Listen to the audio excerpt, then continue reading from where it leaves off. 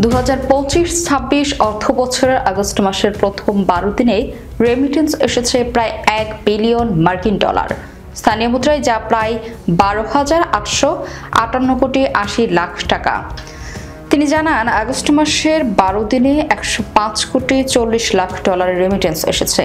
গত বছরের একই সময়ে দেশে এসেছিল 72 কোটি 10 লাখ রেমিটেন্স।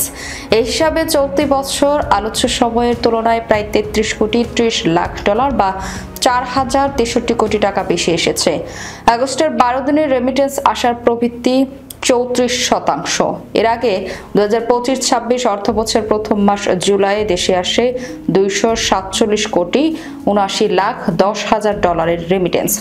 বাংলাদেশি মুদ্রায় যা প্রায় 30,239 কোটি টাকা। তবে জুলাই মাসে 8টি ব্যাংকের মাধ্যমে কোনো রেমিটেন্স আসেনি।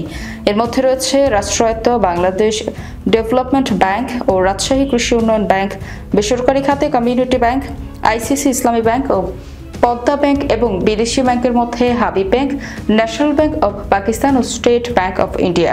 বিগত 2024-25 অর্থবছরের মার্চ মাসে সর্বোচ্চ $329 কোটি রেমিটেন্স এসেছিল, যা ছিল বছরের রেকর্ড পরিমাণ। পুরো অর্থবছর জুড়ে প্রবাসী আয় এসেছে $30.33 বিলিয়ন। আগের অর্থবছরের তুলনায় যা 26.8% বেশি। 2023-24 অর্থবছরের রেমিটেন্স এসেছিল $23.91 বিলিয়ন।